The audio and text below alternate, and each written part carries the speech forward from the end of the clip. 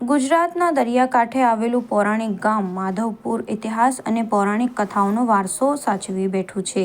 એવું કહેવાય છે કે અહીં ભગવાન શ્રી કૃષ્ણ અને ઉત્તર પૂર્વના રાજ્ય અરુણાચલ પ્રદેશના રાણી રૂકમણીના વિવાહ થયા હતા, જેના સ્મરણ રૂપે અહીં દર વર્ષે માધવપુર ખાતે મેળો યોજાય છે. આ મેળો પૂર્વ ભારત અને પશ્ચિમ ભારતની સંસ્કૃતિ કડી સમાન છે.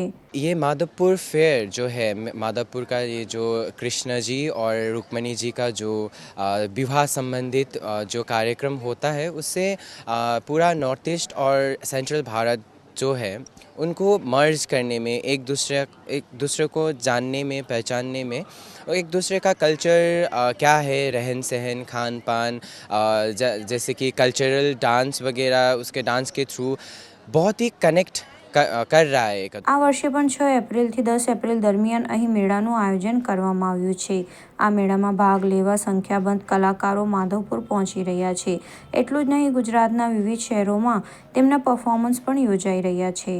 इस बार जैसे 800 कलाकार नॉर्थ ईस्ट के आ रहे हैं, जो हर बार 200 कलाकार आते थे, इस बार 800 पूरा एक ट्रेन भर के कलाकार आए हैं. वो एक अपना आप एक हिस्ट्री है. और गुजरात के जो कलाकार हैं उन सबको एक मौका मिल रहा है नॉर्थ ईस्ट के हमारे इन कलाकारों के साथ मिल के परफॉर्म करने का. પોરબંદર જિલ્લા વહીવટી તંત્રે પણ આ આયોજનને સફળ બનાવવા માટે પૂરજોશમાં તૈયારીઓ શરૂ કરી છે. एक भारत श्रेष्ठ भारत तो ये मेले की थीम है जब से मेला शुरू हुआ था, क्योंकि देवी रुक्मणी जी नॉर्थ ईस्ट से बिलोंग करती थी और भगवान श्री कृष्ण द्वारका से, तो ये पूरे भारत के एक दो छोर है.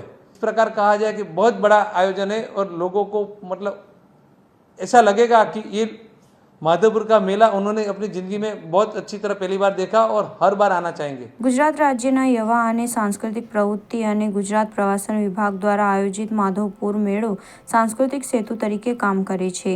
આ મેળો ગુજરાત અને ઉત્તર પૂર્વ ભારત વચ્ચેના સંબંધોને વધુ મજબૂત બનાવશે. મેળાનો મૂળ ઉદ્દેશ્ય દેશની સમૃદ્ધ કળા વારસાનો આદાન પ્રદાનનો પણ છે.